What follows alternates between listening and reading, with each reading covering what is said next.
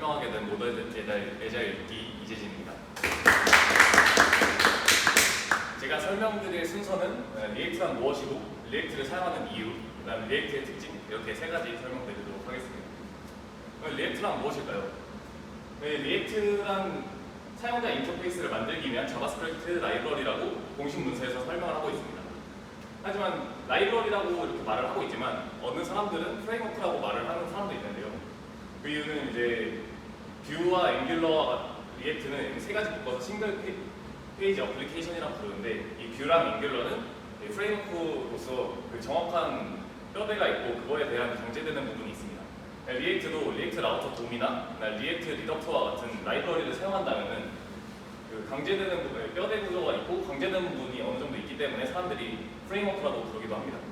이 싱글 페이지 어플리케이션 같은 경우는 기존의 클라이언트와 서버가 통신을 할 때 계속 새로 고침이 되면서 리렌더링 되는 방식이었다면, 이 싱글 페이지 어플리케이션 같은 경우에는 하나의 단일 페이지를 두고 수정 사항이 있을 때마다 렌더링이 되는 게 아니라 그 기존의 맨 처음에 모든 파일을 렌더링 해놓고서 수정되는 것만 그때그때 렌더링하는 방식을 사용하고 있는 형식입니다. 그럼 리액트를 사용하는 이유가 뭘까요? 리액트를 사용하는 이유는 상태 관리를 하기 위해서입니다. 상태 관리란 유저에게 UI, UX를 제공하고 유저와 하는 모든 상호작용을 말을 합니다. 과거의 상태 관리 같은 경우에는 jQuery를 이용해서 HTML 태그에 직접 접근해 돔 중심 상태 관리를 했습니다. 이 상태 관리는 상태 추적에 어렵다는 단점이 있었고, 이거는 유지 보수가 힘들다는 말입니다. 그럼 리액트의 상태 관리 같은 경우에는 버추얼 돔이라는 개념을 사용합니다. 버추얼 돔을 사용하면 데이터 중심의 상태 관리가 가능하고 상태 추적이 쉽다는 장점이 있습니다. 그래서 유지 보수가 좋은 거죠. 이 버추얼 돔에 관해서는 이후에 설명하도록 하겠습니다. 리액트의 특징입니다. 리액트의 특징을 5가지로 나눠서 설명을 드릴 건데요. JSX, 컴포넌트, 스테이트 앤 프로스, 선언적 개발과 버추얼 돔 이렇게 5가지로 설명을 드리겠습니다. 첫 번째로 JSX입니다. JSX는 자바스크립트 신텍스 익스텐션이라고 직역을 하면은 자바스크립트의 확장 문법이라는 것입니다. 하지만 이렇게 말을 하는 사람도 있지만 자바스크립트엔 그 다음에 XML, HTML로 섞어서 부르는 사람도 있습니다. 코드를 보시면 아시겠지만 엘리먼트라는 변수에 h1이라는 태그를 변수로 담고 있습니다. 대입 연산제를 이용해서 이런 코드를 갖고 있기 때문에 자바스크립트와 XML, HTML을 섞어놓은 문법이다 해서 JSX라고 불리는 것입니다. JSX의 특징 중 하나는 create element라는 함수를 내장하고 있다는 것인데요. 여기 코드를 보시면은 위와 아래가 동일하게 헬로 월드를 표출하고 있는 코드입니다. 위에 같은 경우에는 h1 태그가 감싸고 있고 클래스로 그리팅을 주었고 헬로 월드가 찍히고 있고, 밑에는 순수 자바스크립트로 작성한 코드고 create element를 사용해서 h1 태그를 클래스 네임 그리팅으로 주고 헬로 월드를 찍고 있습니다. 딱 보기에 직관적으로 보기에는 그냥 이 JSX 문법이 훨씬 보기가 편합니다. 그렇기 때문에 JS를 쓰는데, 사실 JSX는 사람들에게 강제되지 않습니다. 그래서 개발자에 의해서 선택이 가능하고, 원한다면 JS를 안 쓰고 그냥 이렇게 밑에처럼 자바스크립트 이용해서 코드를 구현할 수 있습니다. 다음은 컴포넌트입니다. 컴포넌트는 재활용 가능한 UI의 구성 단위인데요. 이 컴포넌트들이 모여서 하나의 페이지를 구성합니다. 쉽게 말해서 컴포넌트는 하나의 붕어빵 트리라고 생각하시면 편합니다. 그래서 컴포넌트라는 붕어빵 트리 하나가 있으면 여러 개의 컴포넌트를 찍어낼 수 있습니다. 그래서 붕어빵 트리 하나가 있으면 여러 개의 붕어빵을 찍어낼 수 있는 것이죠. 예를 들어서 하나 설명을 해보겠습니다. 네이버 페이지를 갖고 왔는데요. 여기 제가 빨간색으로 표시한 부분이 하나의 컴포넌트들입니다. 위에는 검색 컴포넌트, 아이콘 컴포넌트, 뉴스 컴포넌트 이런 식으로 나뉘게 되는데요. 이런 컴포넌트들이 하나만 있으면 같은 형식의 컴포넌트들을 여러 개 만들 수 있는 것입니다. 이 밑에 뉴스 컴포넌트를 보시면은 이 뉴스 컴포넌트 안에 신문사 컴포넌트가 하나씩 들어가 있습니다. 그럼 이것도 하나의 컴포넌트가 되는 것이죠. 이런 컴포넌트들이 모여서 하나의 컴포넌트를 이루고 그 컴포넌트들이 모여서 하나의 페이지를 이루는 형식입니다. 다음은 스테이트와 프로스입니다. 스테이트는 상태를 말하고 프로스는 속성을 말합니다. 스테이트 상태랑 속성이 어떤 거의 상태랑 속성이냐, 컴포넌트의 상태랑 속성을 말을 합니다.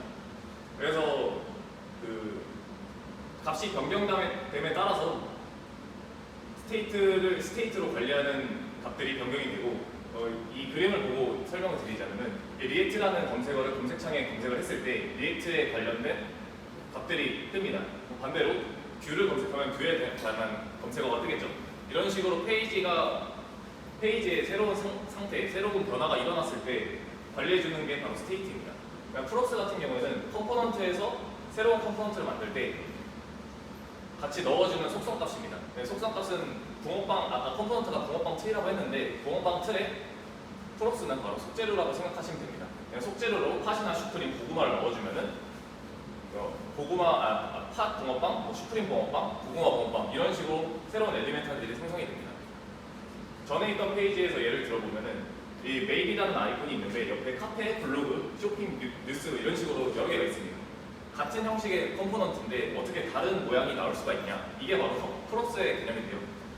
이게 하나의 컴포넌트를 주고 프록스를 메일이라는 프록스에 사진을 이걸 첨부하겠다. 여기는 카페라는 프록스에 이 사진을 첨부하겠다. 이런 식으로 값을 넣어서 새로운 프록스를 넣어주면은 여러 개의 엘리멘트를 만들 수 있는 것입니다.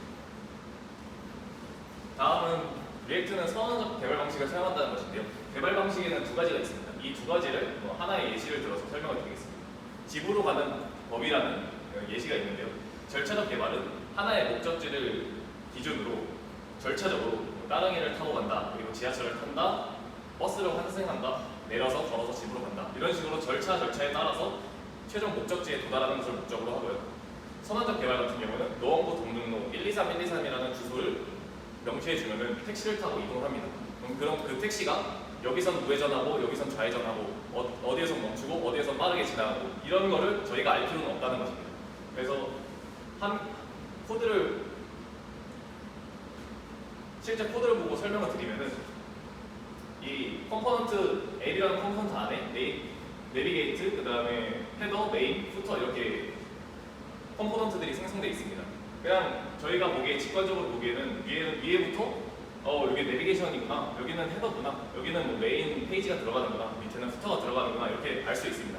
하지만 이 안에서 어떤 방식으로 동작되는지는 저희는 알지 못합니다. 하지만 저희가 그냥 직관적으로 알 수 있는 거죠. 그래서 이거를 바탕으로 페이지가 생성이 되고 저희가 예상했던 결과와 다르는 부분이 있다면 그 부분만 찾아서 수정을 할 수 있는 형식입니다. 다음은 버추얼 돔의 개념입니다. 버추얼 돔을 설명하기 전에 돔의 개념에 대해서 설명할 필요가 있는데, 돔은 이제 노드 트리로 HTML 태그에서 노드 트리로 이루어진 노드 트리로 표현한 것이 돔인데요. 이 돔이 브라우저에 렌더링 될 때 태그들을 불러와서 렌더링 되는 방식입니다. 돔이 브라우저에 렌더링 되는 방식은 HTML에서 HTML 파일을 파싱하고 그냥 노드 트리를 생성합니다. 동일한 방식으로 스타일 시트에서 스타일을 불러와서 스타일 룰스를 만들고 두 개가 합쳐지면서 렌더링 트리가 만들어집니다. 이 렌더링 트리가 프린트 메소드를 만나서 디스플레이 되고 그 디스플레이가 인터넷 저희가 보는 화면창에 로드가 되는 형식이죠. 기존 형식 같은 경우에는 이런 식으로 로드가 일어났는데 저희 새로 고치는 추가나 삭제, 수정 같은 이벤트가 발생하게 된다면 방금 제가 설명드렸던 이 과정들이 모두 다시 실행되게 됩니다. 무척 비효율적이죠. 이런 것을 개선하고자 나온 것이 바로 버추얼 돔의 개념입니다. 버추얼 돔은 추가, 수정, 삭제 등을 즉각적으로 돔에 반영하는 게 아니라 버추얼 돔이라는 가상돔을 만들어서 거기에 수정된 내용이나 삭제된 내용, 추가된 내용을 한 번에 추합을 했다가 실제 브라우저와 비교해서 데이터를 보내는 방식을 사용을 합니다. 그래서 이런 방식을 사용하면 불필요한 리렌더링을 줄일 수 있고 효과적으로 페이지를 구성할 수 있는 것이죠. 이상으로 저희 발표를 마치겠고요. 부족한 발표 드려주셔서 감사합니다.